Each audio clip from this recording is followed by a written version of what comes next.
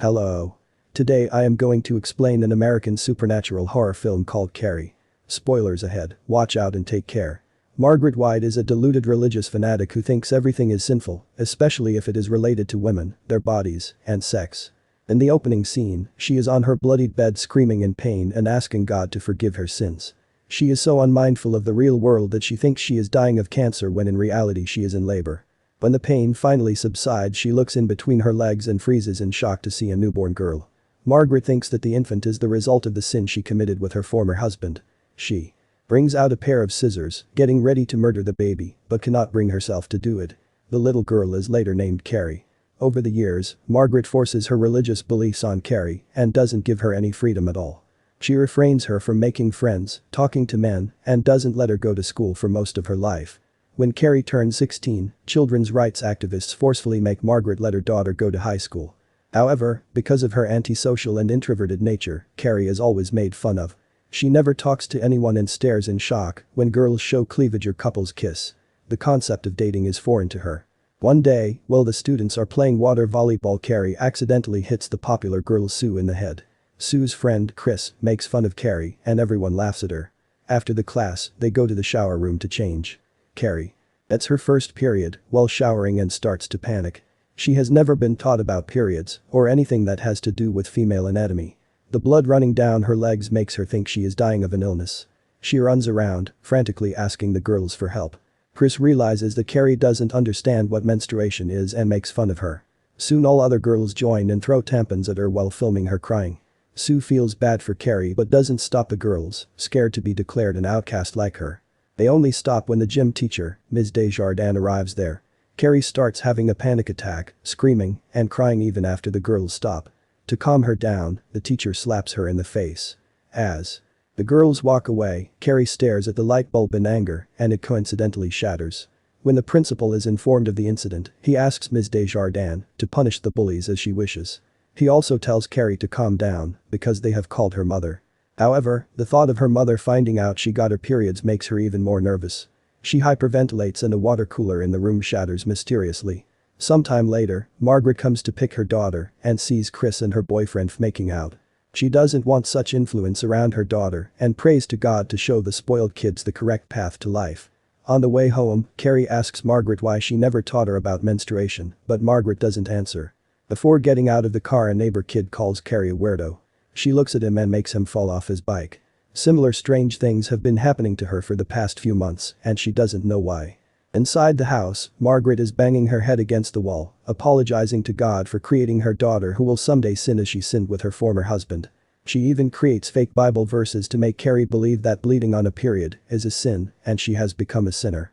Carrie knows that her mother is lying because Ms. Desjardins explained everything about menstruation earlier. She retaliates that it is normal and every girl gets it. This makes Margaret knock her in the head with a Bible. She locks her inside a tiny praying closet, asking her to come out only when she has asked for forgiveness from God. Carrie yells in anger, which makes the door crack. She then lays eyes on a sculpture of Jesus that starts to bleed. Somewhere else, Sue and her boyfriend Tommy are in Tommy's Jeep. At his request, they make love in the car.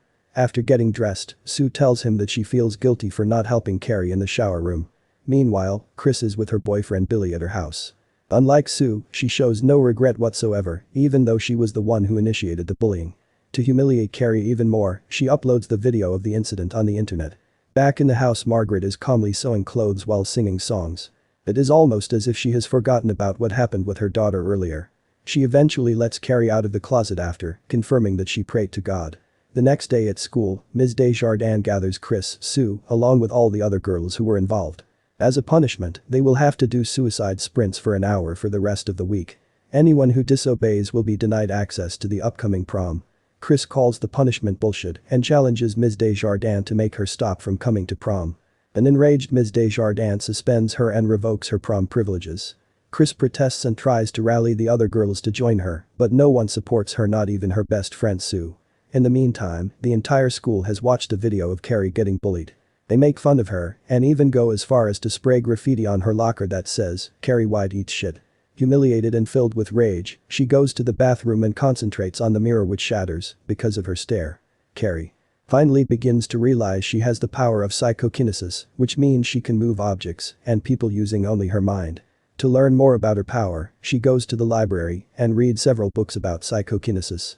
A report on it makes her believe that, like menstruation, having such power is also normal for some people. In the next class, she is called to the front of the classroom to read a poem. When she is done, Sue's boyfriend Tommy mutters an insult under his breath, but when asked to speak louder, he claims that Carrie's poem was awesome. Carrie is shocked and shy that a guy complimented her. Meanwhile, Chris calls her lawyer father to the school to try and overturn her revoked prom privileges. She plays the victim, accusing Ms. Desjardins of verbally abusing her. To prove her wrong, Ms. Desjardins asks for her phone that has the video of her bullying Carrie. However, Chris refuses to hand it, proving that she is guilty. At night, Carrie tests her power by levitating books in her bed. Margaret hears a noise and comes upstairs with a knife to investigate. By then, Carrie is pretending to sleep, so she puts the knife down. The next day, Sue asks her boyfriend Tommy to take Carrie to the prom. She believes that Carrie deserves one night of fun and is ready to miss out on senior prom for her. Tommy wants to go with Sue, but on being insisted repeatedly, he agrees. Then, he walks up to Carrie and asks her out to prom. A surprised Carrie thinks he is pranking her and runs away. Later, Ms. Desjardins finds her crying in the locker room. When asked what is wrong, Carrie tells her about Tommy's proposal. The teacher supports Carrie, but she also knows that Tommy thinks of her as an outcast. She finds Sue and Tommy and warns them to rethink if they are planning to humiliate Carrie. After school, Tommy drives to Carrie's house, much to her horror, because she doesn't want her mother to know she talks to boys. He declares that he will only leave if she agrees to go to prom with him. Carrie says yes, but under the condition that he will bring her home by 10:30 p.m. She is excited to finally be like the rest of the kids. To prepare for prom, she goes shopping, but none of the dresses are under her budget. So instead, she buys fabric to sew one herself. Chris sees Carrie shopping and is filled with rage. She, along with her friends, plan to play a prank on her at prom. On returning home, Carrie sees an angry Margaret waiting for her. She tells her mother that she is going to prom, but Margaret declares she won't allow her. Carrie grows frustrated and levitates things to release her anger. Margaret prays to God, assuming that the devil has taken over her daughter. Carrie asks her to stop talking, but Margaret prays even louder. Eventually, she makes her mother levitate, making her go quiet. She releases her a while later, declaring that the conversation is over. Meanwhile, Chris and Billy are at a farm with their group of friends. They collect blood by slitting a pig's throat. Then, they break into the gymnasium, which is also the prom venue. They rig the pail with the pig blood, intending to dump it on Carrie when she is on stage. On the prom night, Carrie gets ready and applies light makeup. She looks stunning but is very nervous. Margaret asks her to dress modestly, but Carrie doesn't bother arguing with her. Margaret tells her daughter that everyone is going to laugh at her, which makes Carrie more nervous than she already is. She locks her mother in the praying closet before making her way out. Tommy is speechless when he sees her. They go to the prom hand in hand, and Tommy introduces her to his friends. Ms. Desjardins also compliments her dress and asks her to have fun. With time, she loosens up and feels much more comfortable around Tommy. A while later, the two slow dance together. The night cannot get any better for Carrie, but then, Billy and Chris break into the venue. They wait under the temporary stage to execute their plan. They have rigged the prom king and queen election to ensure Carrie and Tommy are elected. When the couple climbs to the stage to receive the awards, they will drop the bucket of blood on her. Before the election, Chris sends Sue a text that says they are about to humiliate Carrie. A horrified Sue races to the prom to stop her. Soon, Tommy and Carrie win the titles of prom king and queen. They are called to the stage as everyone applauds for them. Sue also gets to the building and sees Chris in the rafters seconds away from dumping the blood on Carrie. Ms. Desjardins sees Sue and thinks she is here to ruin the moment. So, she locks inside a room without listening to what she has to say. At last, Chris pulls the rope, dumping the blood on Carrie. She also hacks the monitor and plays the video from the day she got her period. Everyone laughs as Ms. Desjardins comes forward to help her. But by now, Carrie has lost rationality.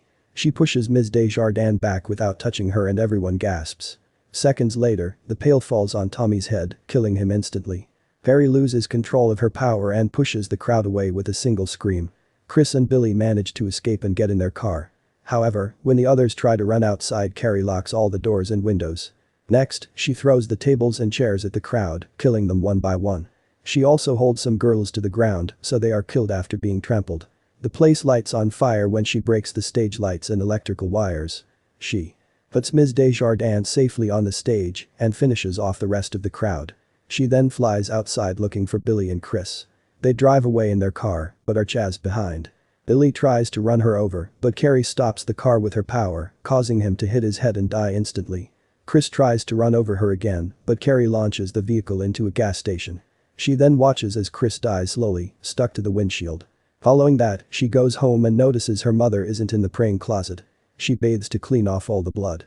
Margaret finally appears in front of her and Carrie hugs her mother, claiming that she was right about everyone making fun of her. Margaret thinks that she is being punished for sinning with her husband and stabs Carrie with a butcher knife. Carrie tries to save herself, but Margaret goes into a frenzy and chases her into the kitchen. She pins Carrie down and is about to stab her again when Carrie uses her power to stop her. She sends several sharp objects towards Margaret, crucifying her. Then, she cries holding her dying mother and regretting what she did.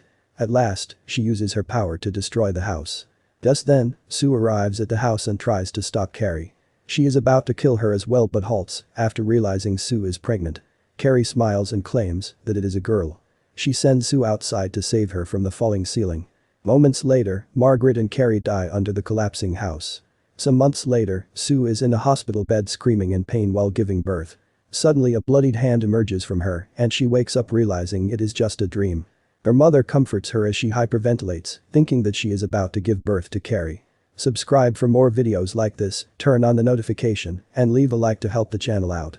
Thank you for watching.